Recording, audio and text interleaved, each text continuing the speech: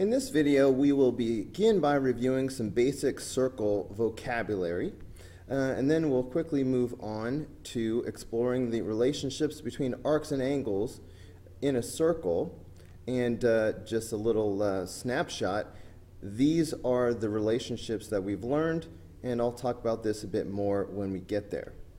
So first, circle vocabulary. So this is kind of a matching situation. So here we have segment AB.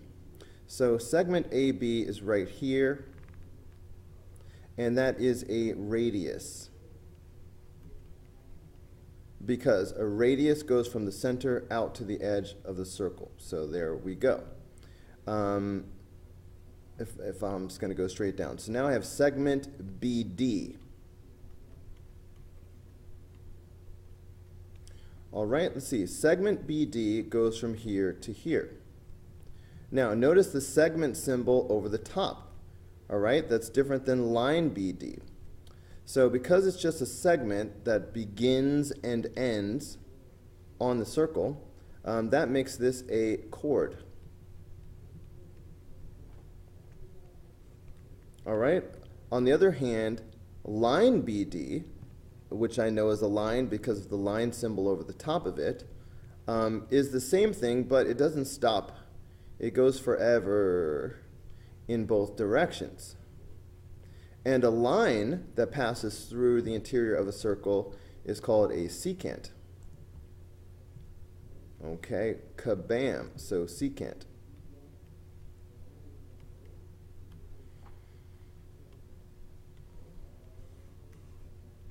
All right, what's next? Line CF. Line CF. Okay, there's C and F. So here's line CF right here.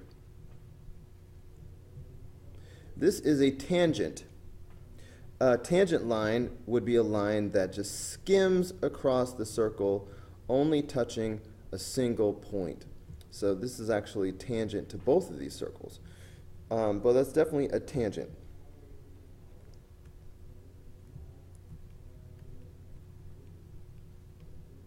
Whoops.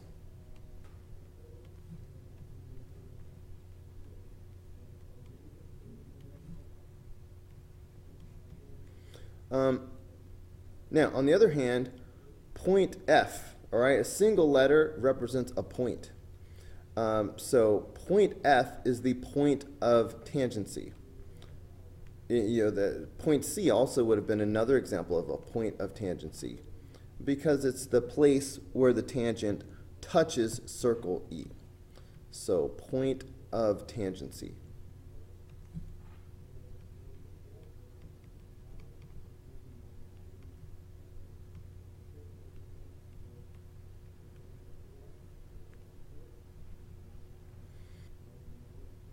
Okay, how about arc CDB? Okay, so I have to go from C through D before arriving at B, so CDB. I see the diameter right here, so obviously this is half of the circle. This is a semicircle.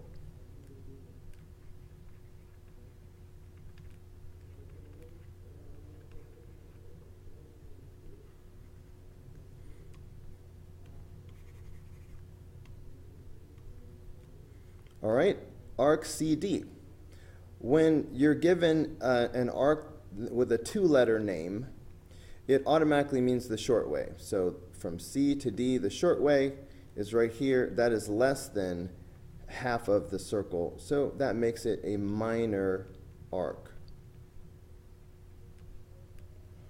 All right, on the other hand, look at arc CBD.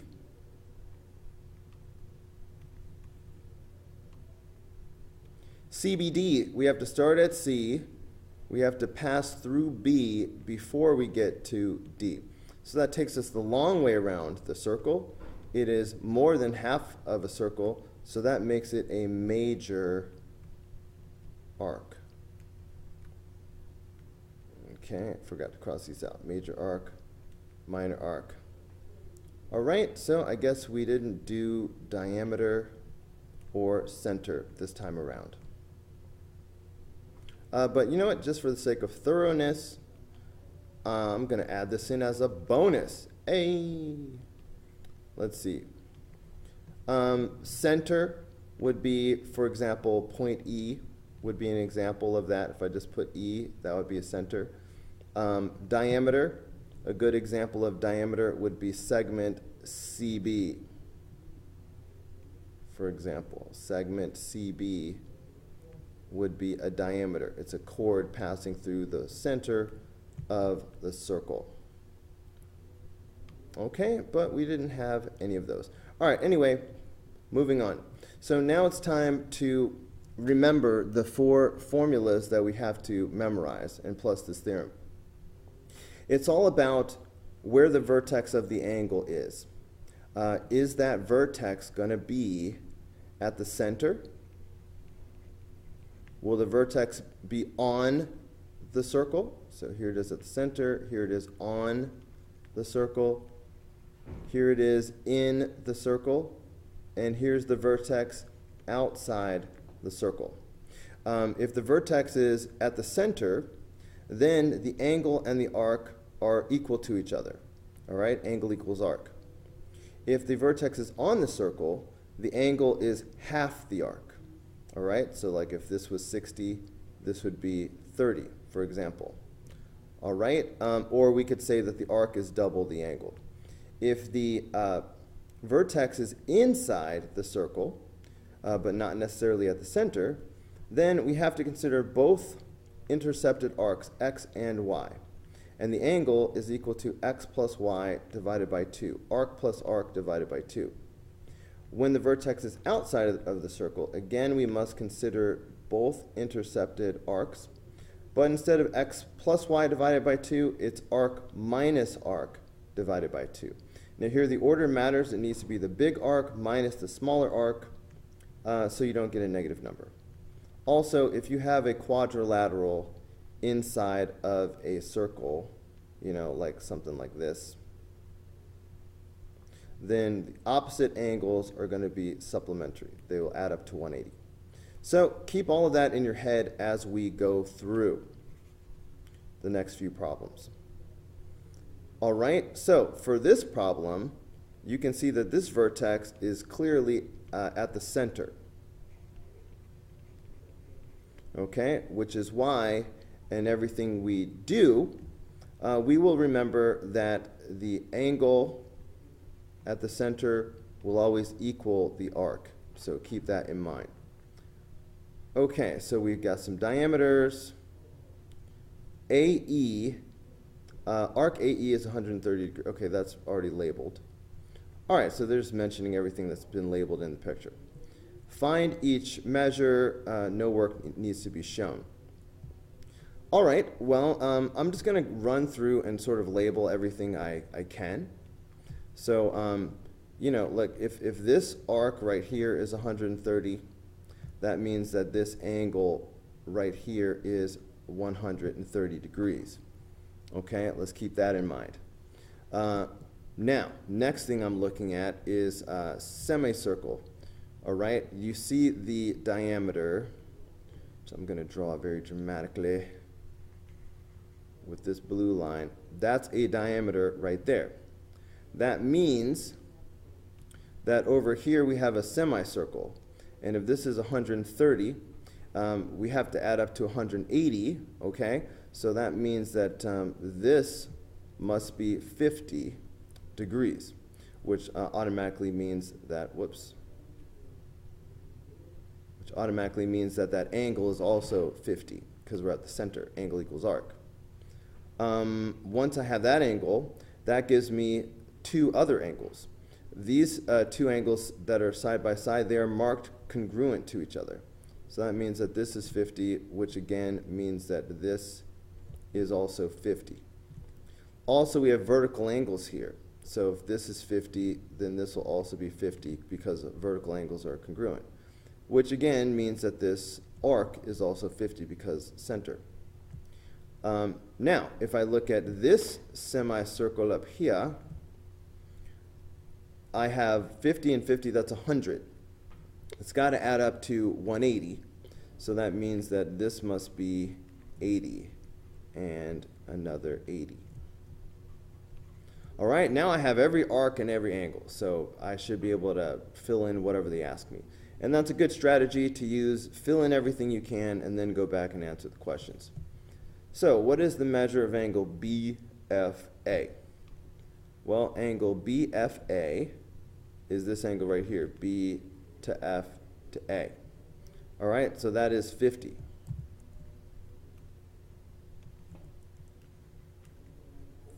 degrees. What about arc ACE?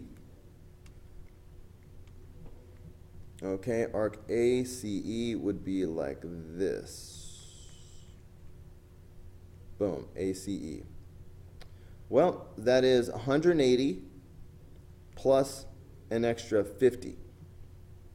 Okay, so that's 230.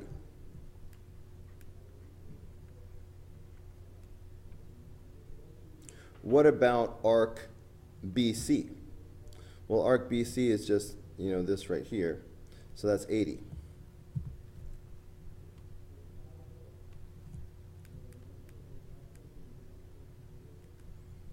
Awesome. All right, so for problem number 3, the vertex is inside the circle. All right, it's not at the center. So the rule for that was angle is equal to arc plus arc divided by 2. Okay, so first I guess I have to decide which one of these angles I'm going to be dealing with. All right, they want us to find angle CBD, so let me look at that, CBD. So angle CBD is this angle right here. So I'm going to go ahead and call that X. All right, so look guys, if that's the angle I'm dealing with, then I'm going to draw these lines around it.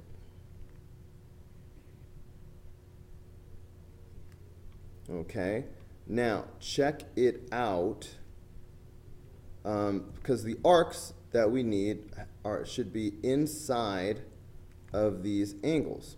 So these are the two arcs.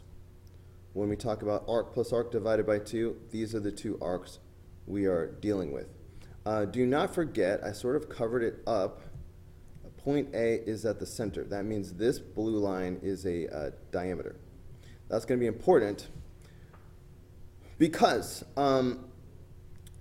right now we have one of the red arcs that we need, 39, but we don't have the other one, the DC. So how are we going to get it? We definitely are not going to use the 83. All right, it needs to be like this hourglass shape. Okay, we need this and this part of the hourglass, right? This 83 is like out here somewhere outside the hourglass, so that's no good. However, like I mentioned, semicircle. All right, see this diameter? That makes this right here a semicircle. So these have to add up to 180. So that means that this arc over here must be 97, okay, because I'm just going 180 minus 83, right? So 97. Okay, so that was crucial. All right, so that's why when I do the formula, angle equals arc plus arc divided by 2, I'm going to say X is equal to 39 plus 97 divided by 2. All right, not 83. It's got to be the either end of the hourglass.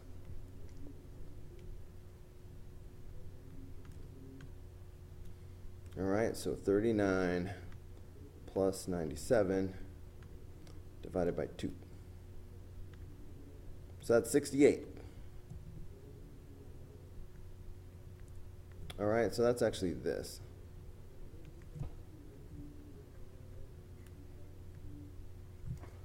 Now, the measure of arc DC was 97.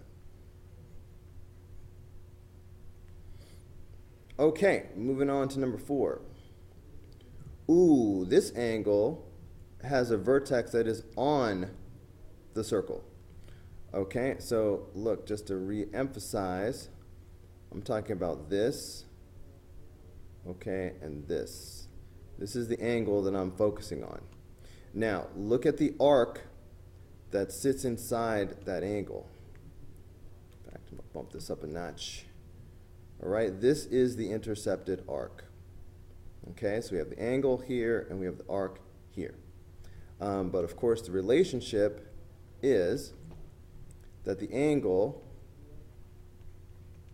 is equal to the arc divided by 2. So right now we don't have the arc, but that's okay because remember this is a diameter, so that means this over here, boom, is a semicircle, so this has to add up to 180. So I'm going to use that, and okay, so that means this must be 102 degrees, all right? That's what it takes for these to add up to 180. Or you could go 180 minus 78 and see that you have 102 left over. Okay, anyway, now I have this. Now, the angle is half of the arc. So half of 102 is going to be 51. All right, so what is the measure of arc BC? That was 102. And what was the measure of angle D? That was 51 degrees. Okay, moving on. Problem number 5. Okay, this is real interesting. Before I even get too carried away here, I see that I have this arc over here. Let me just do some stuff. I have this arc over here. Okay, that's given. I have this arc over here. Yeah, that's fine.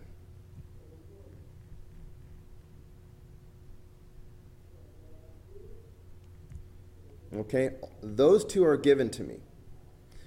Notice that is the entire circle except for the little piece I'm about to color in red right now. All right, the red piece is the only missing piece. Since I'm talking about the entire circle, not, you know, like a semicircle, I'm talking about 360 degrees. So if I subtract the purple angle and the green, the purple arc and the green arc from 360, that should leave me the red arc. So that's what I'm going to do. So I'm going to go 360 minus 220 minus 68. So that is 72. So that means that this red arc right here must be 72. Now, notice this angle is outside the circle. So remember the formula for this situation is angle is equal to arc minus arc divided by 2. Okay? Now, the two arcs that I need, they have to be inside this angle. Okay? Like, look at this situation right here. Here we are outside. See how these two red arcs are inside the angle. Okay? Not these arcs out here. They're within the interior of the angle. So looking back at this problem, which two colors are within the interior of this angle? Well, that's going to be the red and the purple. So we are not going to use the green. We're going to use the purple and the red. So that's why when we do this problem, the angle is right here. I will call that x. So I can say angle is equal to the big arc, 220, minus the small arc, 72, divided by 2. All right? I'm not using the 68 because it's not inside the angle. Okay, so here we go. 220 minus 72 divided by 2. So that is 74.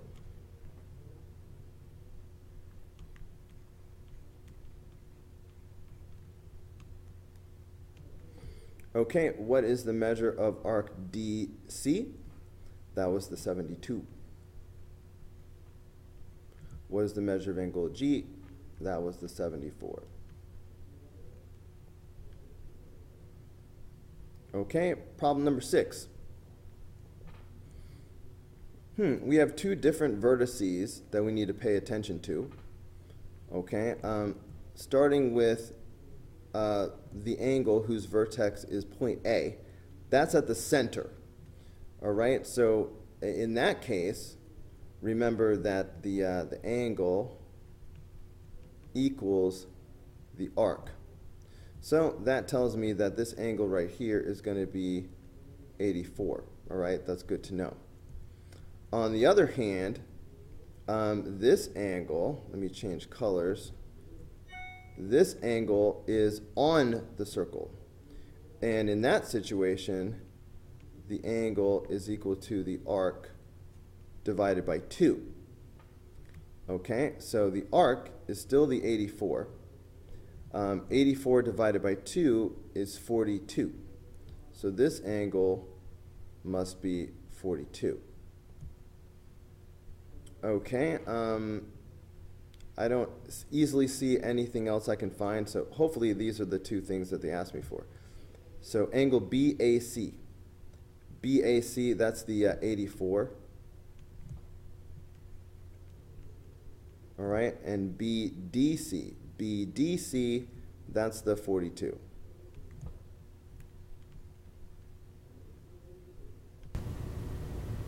All right, guys, that's going to do it for this video. Go ahead and click here in the red apple to watch the next video. Click in the green apple to subscribe, or click the yellow apple for the full playlist.